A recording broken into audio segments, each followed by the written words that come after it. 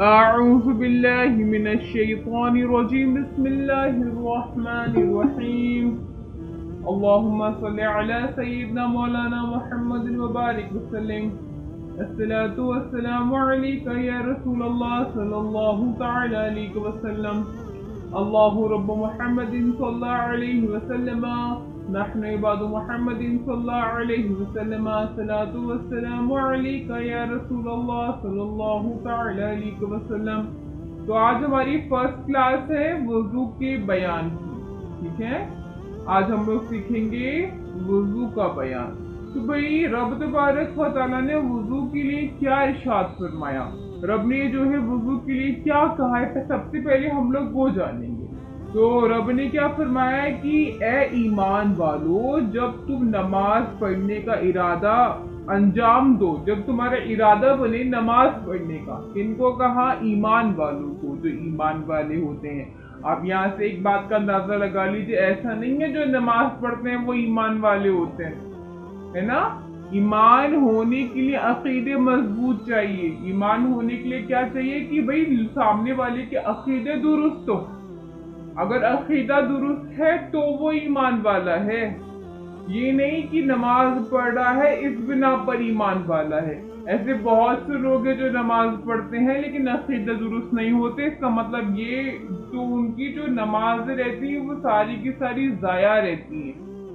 تو اسی لیے رب تبارک و تعالیٰ نے کیا ارشاد فرمایا کہ اے ایمان والو، یہ ایمان والوں کے لیے کہ اے ایمان والو، تم جب نماز پڑھنے کا ارادہ کرو اور وضو نہ ہو، یعنی کہ جب تمہارا وضو نہ ہو تو اپنے منہ اور کوہنیوں تک جو ہے ہاتھوں کو دھو اور سروں کا مسح کرو اور جو ہے گٹوں تک پاؤں دھو.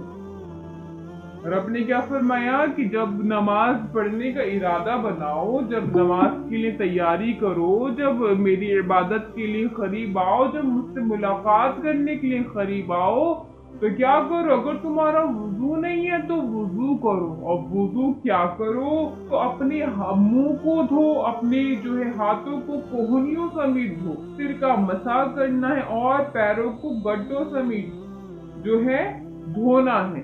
تو یہ رب نے جو ہے قرآن پاک میں ارشاد فرمایا. پھر کیا ہے؟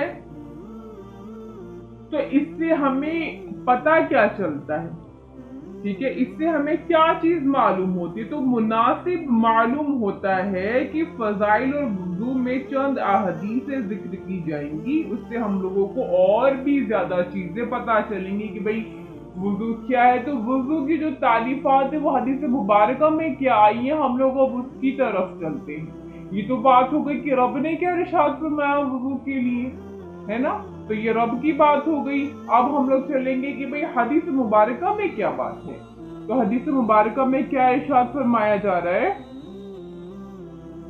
کہ امام بخاری و امام مسلم ابو ہریرہ رضی اللہ تعالی عنہ سے راوی حضور اقدس صلی اللہ تعالی علیہ وسلم کیا ارشاد فرماتے ہیں کہ قیامت کے دن میری امت اس حالت میں بلائی جائے گی کہ منہ اور ہاتھ اور پاؤں آثار وضو سے چمکتے ہوں گے.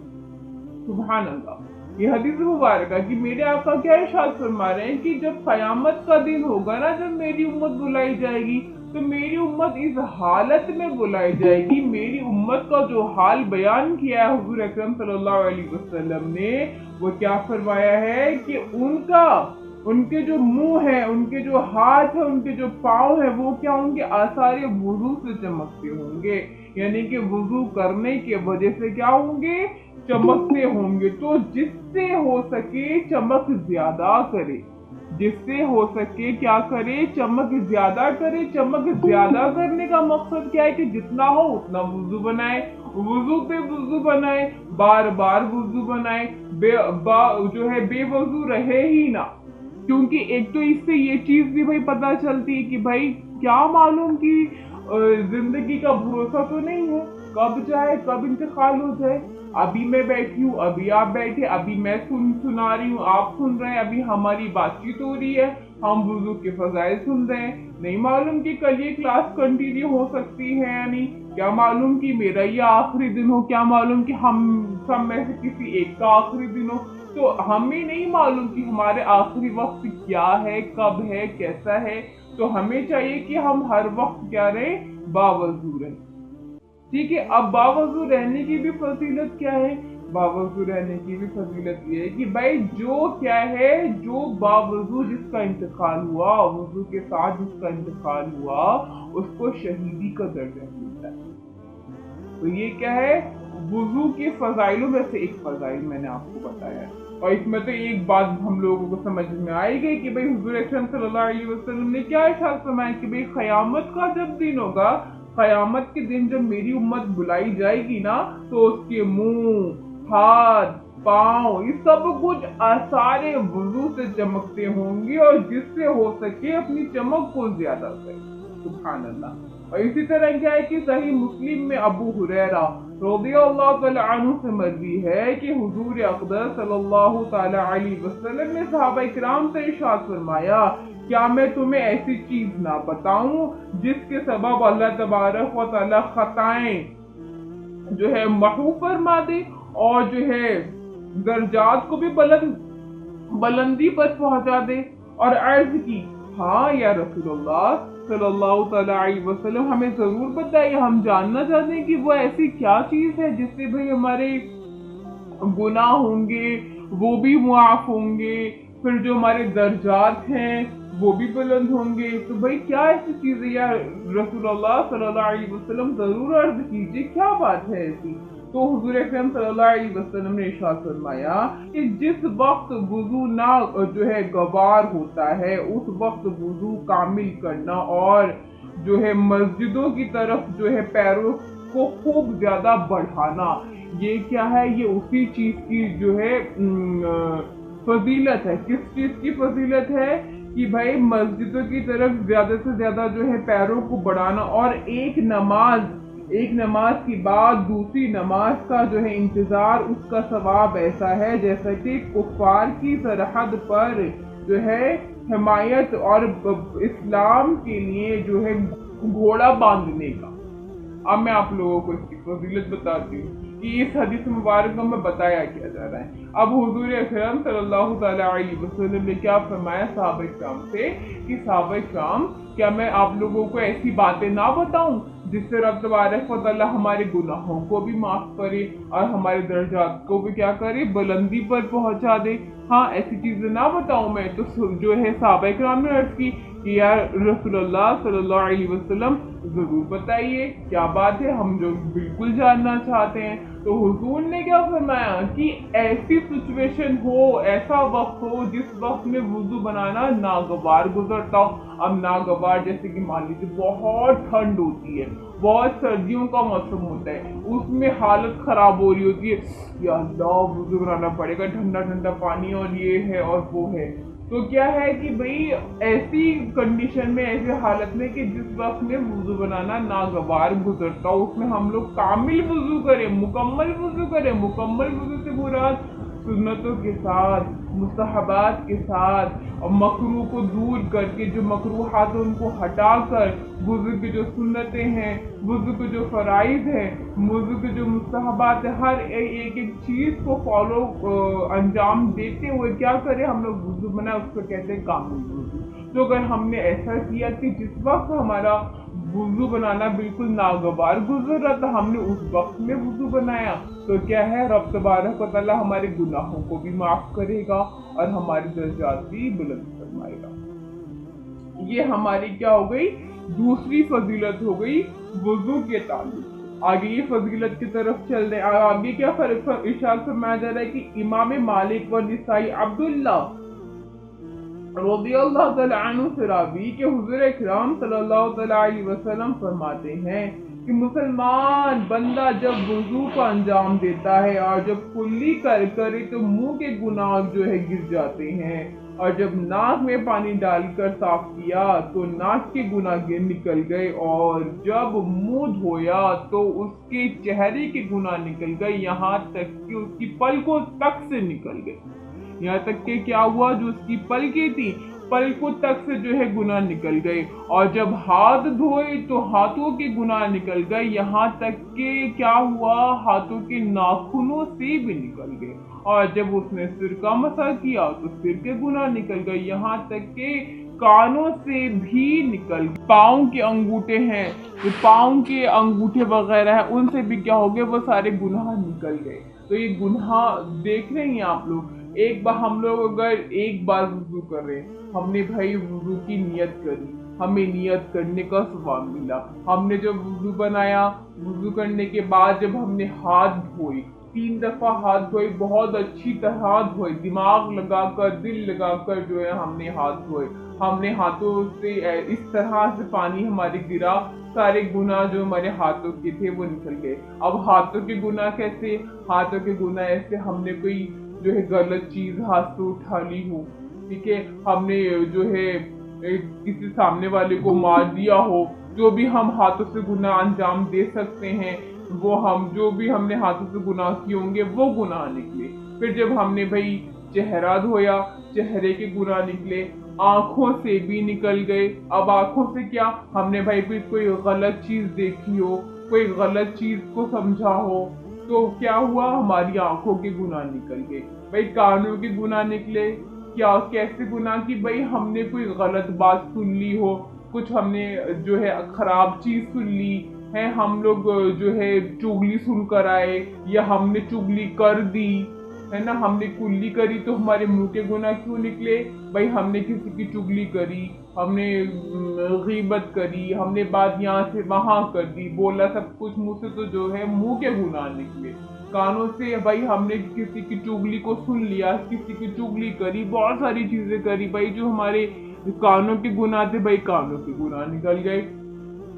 ठीक है भाई, सिर से किया, सिर से ऐसे किया कि भाई हर एक जो है इस तरह से जो है गुनाह निकले कि भाई हमारे कानों से भी गुनाह निकल गए।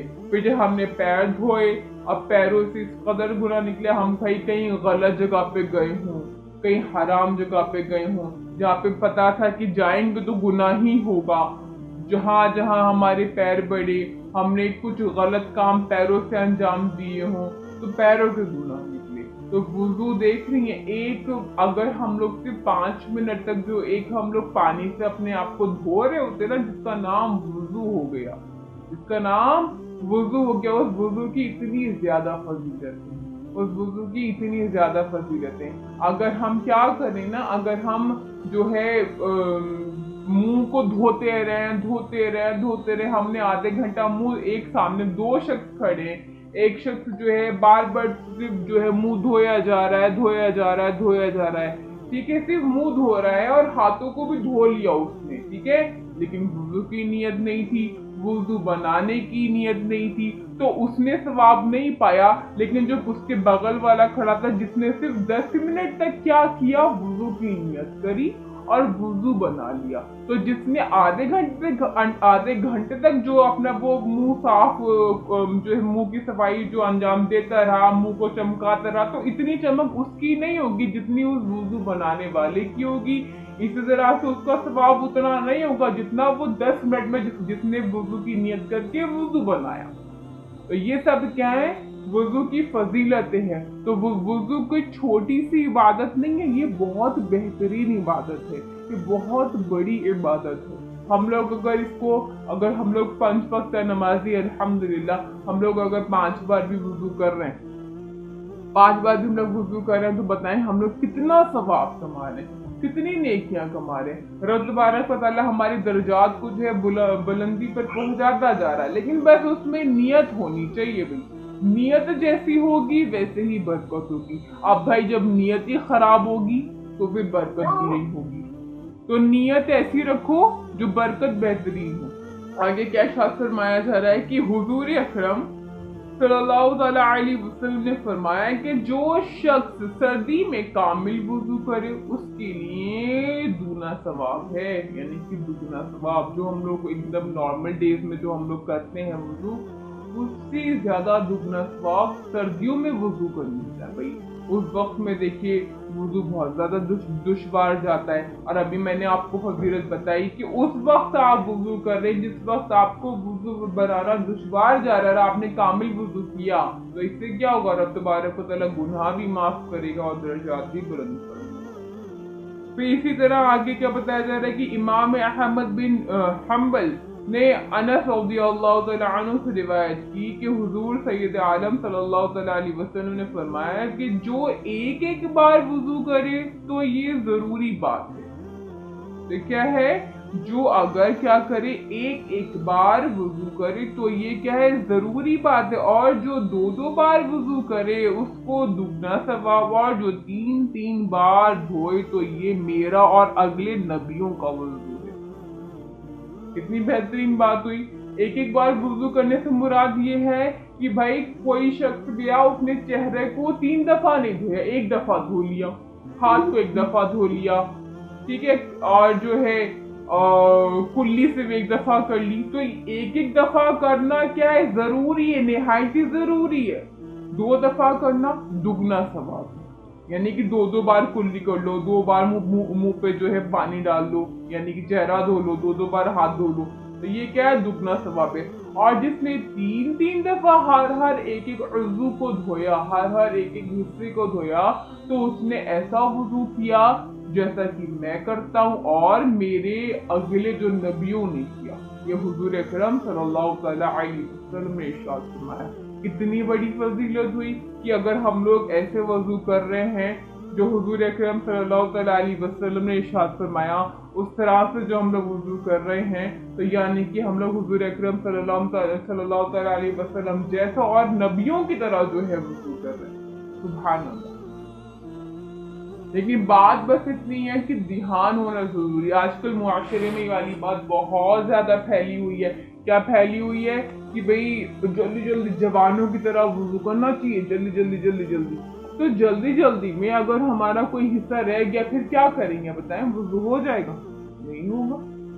تو وضو بھی اطمینان سے کریے، سکون سے کریے کہ ہمارا ہر ایک ایک حصہ، ہر ایک ایک بال جو ہے وہ بھیگ جائے، اس میں سے جو ہے پانی ٹپک جائے، بوندے جو ہے ٹپک جائے. اس طرح سے ہمیں وضو کرنا ہے، تو ہمیں ویسے وضو کرنا ہے. تو اب جو ہے ابھی میں نے آپ لوگوں کو بہت ساری حدیث مبارکہ نہیں بتائیں، تھوڑی سی بتائیں.